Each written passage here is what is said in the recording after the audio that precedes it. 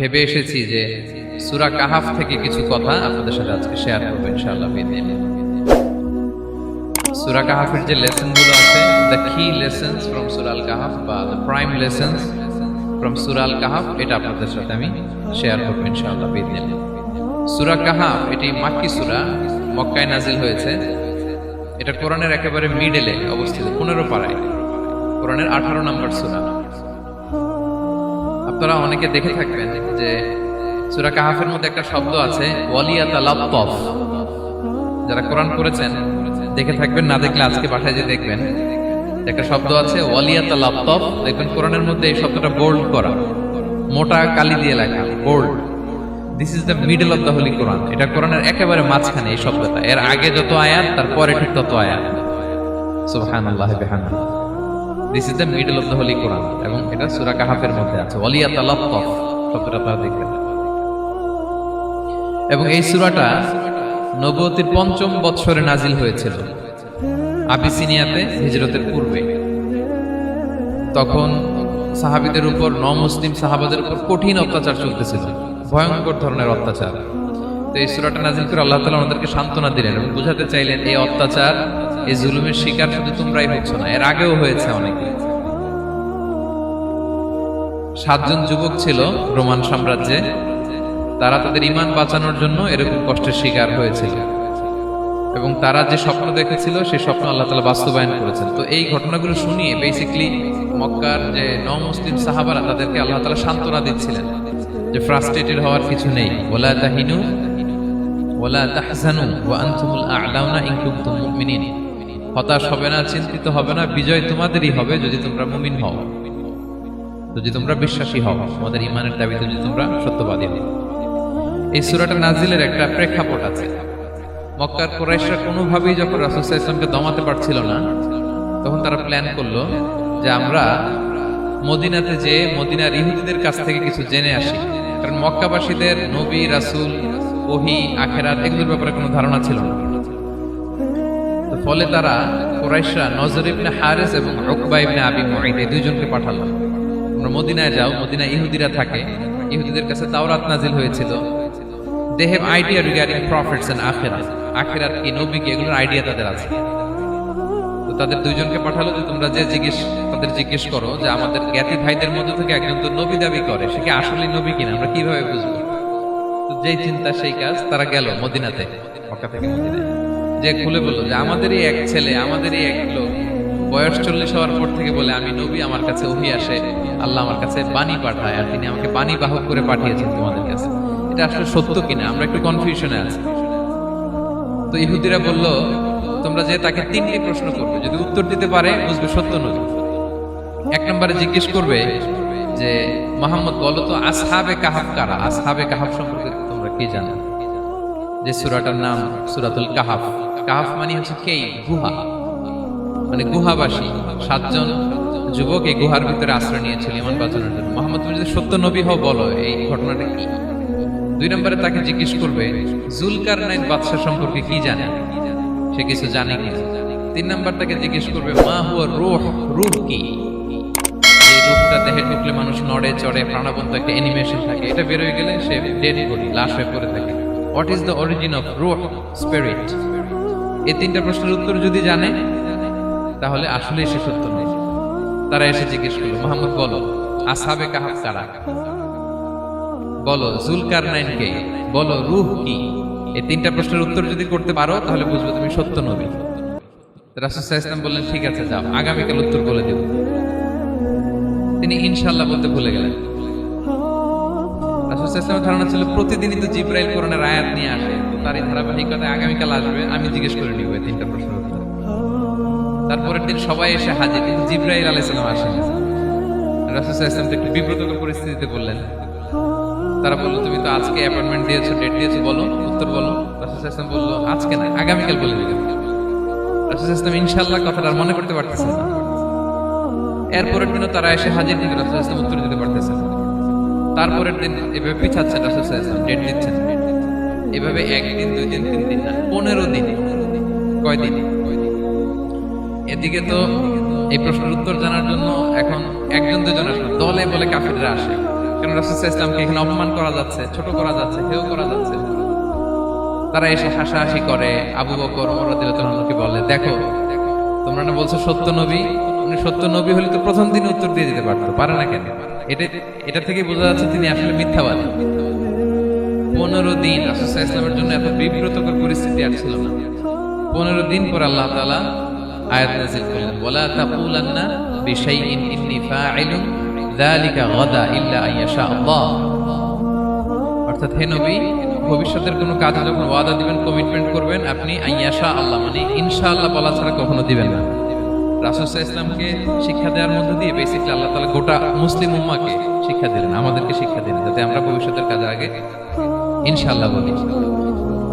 রাসূল সাল্লাল্লাহু আলাইহি ওয়াসাল্লাম লেসনটা পেলেন। এরপর আল্লাহ তাআলা উত্তর জানিয়ে দিলেন, আম হাসিবতা আন্না আসহাবাল কাহফি ওয়ার রাকিম কানু মিন আয়াতিনা আজাবা। টানা 2 পৃষ্ঠা উত্তর দিলেন আসহাবুল কাহফ কারা। তাওরাত, জাবুর, ইনজিলে কোথাও এত বিস্তারিত উত্তর নাই আসহাবে কাহফের ব্যাপারে। আল্লাহ তাআলা আল কাহফ, সূরাতুল কাহফ নামে গুহাবাসীদের নামে একটা সূরা দিলেন, বিস্তারিত 2 পৃষ্ঠায় বর্ণনা করলেন তারা কারা। কুরাইশরা তো তাআজ্জুব বনে গেল, ঘটনা কি মুহাম্মদের উত্তর কিভাবে জানলো? সে তো কারো কাছে পড়ে নাই, লেখে নাই, এই দেশের বাইরেও কোথাও যায় নাই। দ্বিতীয় প্রশ্ন ছিল যুলকারনাইনকে আল্লাহ আয়াত নাযিল করলেন, ওয়ায়াসআলুনাকা আন যিল কারনাইন কুল সাআতলু আলাইকুম মিনহু যিকরা। টানা আল্লাহ তাআলা প্রায় 1.5 পৃষ্ঠা, 1 পৃষ্ঠারও বেশি যুলকারনাইনের ঘটনা শোনালেন। আর রূহের কথা শোনালেন সূরা আল ইসরাতে, ওয়ায়াসআলুনাকা আনির রূহ কুলির রূহু মিন আমরি রাব্বি ওয়া মা উতীতুম মিনাল ইলমি ইল্লা কালিলা। রূহ এটা আল্লাহর স্পেশাল একটা অর্ডার, আল্লাহর আদেশে এটা ঢুকে আল্লাহর আদেশে বের হয়। এটা কেউ ছুঁতে পারে না, ধরতে পারে না, দেখতে পারে না। এটা আল্লাহর পক্ষ থেকে একটা মিরাকেল। 3টা প্রশ্নের উত্তর যখন আল্লাহ তাআলা দিয়ে দিলেন, রাসূল সাল্লাল্লাহু আলাইহি ওয়াসাল্লাম তাদেরকে সামলীল ভাষায় শুনিয়ে দিলেন। তারা অবাক হয়ে গেল।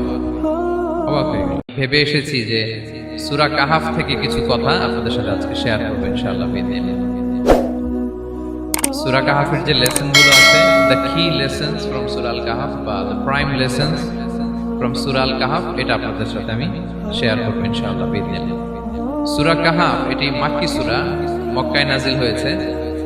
এটা কোরআনের একেবারে মিডলে অবস্থিত, 15 পারায়, কোরআনের 18 নম্বর সূরা।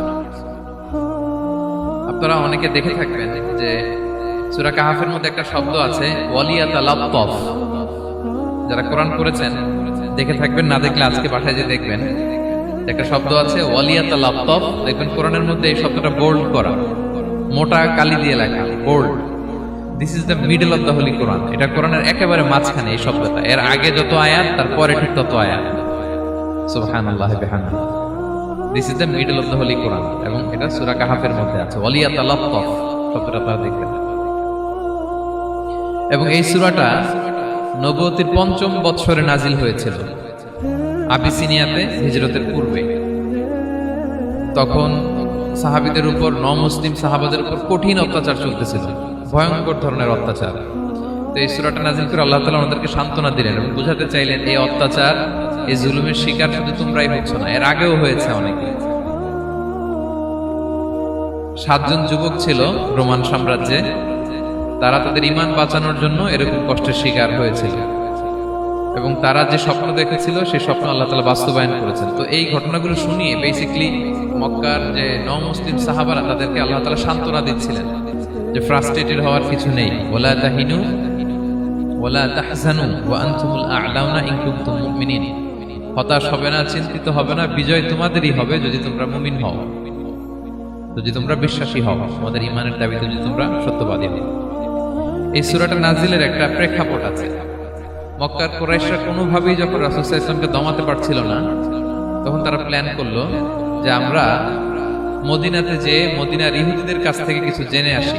কারণ মক্কাবাসীদের নবী, রাসূল, ওহী, আখিরাত এগুলোর ব্যাপারে কোনো ধারণা ছিল না। তো ফলে তারা কুরাইশরা নজর ইবনে হারিস এবং উকবা ইবনে আবি মুঈত এই দুইজনকে পাঠালো, তোমরা মদিনায় যাও, মদিনায় ইহুদিরা থাকে, ইহুদিদের কাছে তাওরাত নাজিল হয়েছিল। They have idea regarding prophets and akhirat.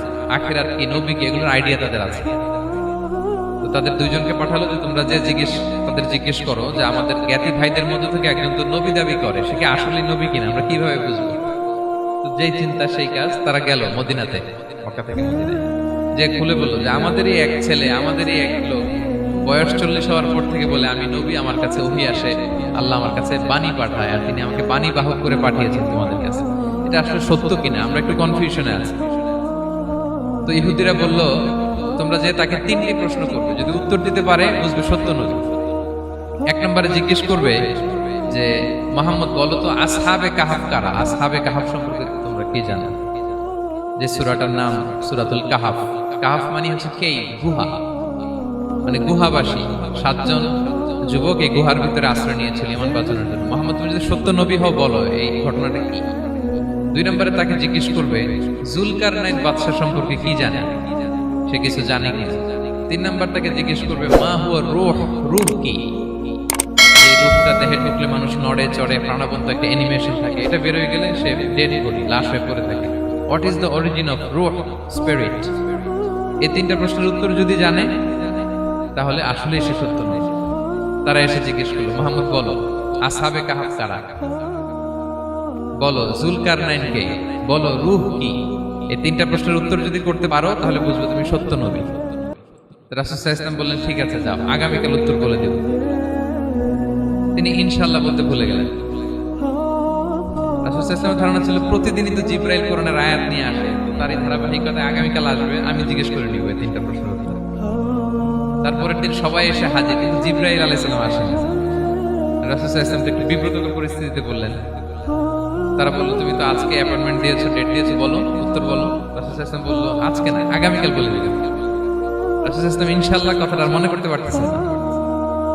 এরপরের দিনও তারা এসে হাজির, কিন্তু রাসূল সাল্লাল্লাহু আলাইহি ওয়াসাল্লাম উত্তর দিতে পারতেছেন না। তারপরের দিন এভাবে পিছাচ্ছেন, রাসূল সাল্লাল্লাহু আলাইহি ওয়াসাল্লাম ডেট দিচ্ছেন, এভাবে 1 দিন 2 দিন 3 দিন না, 15 দিন। কয়দিন? এদিকে তো এই প্রশ্নের উত্তর জানার জন্য এখন 1-2 জন আসে, দলে বলে কাফিররা আসে, কারণ রাসূল সাল্লাল্লাহু আলাইহি ওয়াসাল্লামকে এখানে অপমান করা যাচ্ছে, ছোট করা যাচ্ছে, হেয় করা যাচ্ছে। তারা এসে হাসাহাসি করে, আবু বকর ওমর রাদিয়াল্লাহু আনহুকে বলে দেখো তোমরা না বলছো সত্য নবী, উনি সত্য নবী হলে তো প্রথম দিন উত্তর দিয়ে দিতে পারতো, পারে না কেন? এটা থেকে বোঝা যাচ্ছে তিনি আসলে মিথ্যাবাদী। 15 দিন রাসূল সাল্লাল্লাহু আলাইহি ওয়াসাল্লামের জন্য এত বিব্রতকর পরিস্থিতি আর ছিল না। 15 দিন পর আল্লাহ তাআলা আয়াত নাযিল করলেন ওয়ালা তাকুলান্না বিশাইইন ইন্নী ফাইলুন যালিকা গাদা ইল্লা আইয়াশা আল্লাহ। অর্থাৎ হে নবী, ভবিষ্যতের কোনো কাজ যখন ওয়াদা দিবেন, কমিটমেন্ট করবেন, আপনি আইয়াশা আল্লাহ মানে ইনশাআল্লাহ বলা ছাড়া কখনো দিবেন না। রাসূল সাল্লাল্লাহু আলাইহি ওয়াসাল্লামকে শিক্ষা দেওয়ার মধ্য দিয়ে বেসিক্যালি আল্লাহ তাআলা গোটা মুসলিম উম্মাহকে শিক্ষা দিলেন, আমাদেরকে শিক্ষা দিলেন, যাতে আমরা ভবিষ্যতের কাজে আগে ইনশাআল্লাহ বলি। রাসূল সাল্লাল্লাহু আলাইহি ওয়াসাল্লাম লেসনটা পেলেন। এরপর আল্লাহ তাআলা উত্তর জানিয়ে দিলেন আম হাসিবতা আন্না আসহাবাল কাহফি ওয়ার রাকিম কানু মিন আয়াতিনা আজাবা। টানা 2 পৃষ্ঠা উত্তর দিলেন আসহাবুল কাহফ কারা। তাওরাত, জাবুর, ইনজিলে কোথাও এত বিস্তারিত উত্তর নাই আসহাবে কাহফের ব্যাপারে। আল্লাহ তাআলা আল কাহাফ, সূরাতুল কাহাফ নামে গুহাবাসীদের নামে একটা সূরা দিলেন, বিস্তারিত 2 পৃষ্ঠায় বর্ণনা করলেন তারা কারা। কুরাইশরা তো তাআজ্জুব বনে গেল, ঘটনা কি মুহাম্মদের উত্তর কিভাবে জানে? সে তো কারো কাছে পড়ে নাই, লেখে নাই, এই দেশের বাইরেও কোথাও যায় নাই। দ্বিতীয় প্রশ্ন ছিল জুলকারনাইনকে আল্লাহ আয়াত নাযিল করলেন ওয়ায়াসআলুনাকা আন যিল কারনাইন কুল সাআতলু আলাইকুম মিনহু যিকরা। টানা আল্লাহ তাআলা প্রায় 1.5 পৃষ্ঠা, 1 পৃষ্ঠারও বেশি জুলকারনাইনের ঘটনা শোনালেন। আর রূহের কথা শোনালেন সূরা আল ইসরাতে ওয়ায়াসআলুনাকা আনির রূহ কুলির রূহু মিন আমরি রাব্বি ওয়া মা উতীতুম মিনাল ইলমি ইল্লা কালিলা। রূহ এটা আল্লাহর স্পেশাল একটা অর্ডার, আল্লাহর আদেশে এটা ঢুকে আল্লাহর আদেশে বের হয়। এটা কেউ ছুঁতে পারে না, ধরতে পারে না, দেখতে পারে না, এটা আল্লাহর পক্ষ থেকে একটা মিরাকেল। 3টা প্রশ্নের উত্তর যখন আল্লাহ তাআলা দিয়ে দিলেন, রাসূল সাল্লাল্লাহু আলাইহি ওয়াসাল্লাম তাদেরকে সাবলীল ভাষায় শুনিয়ে দিলেন। তারা অবাক হয়ে গেল।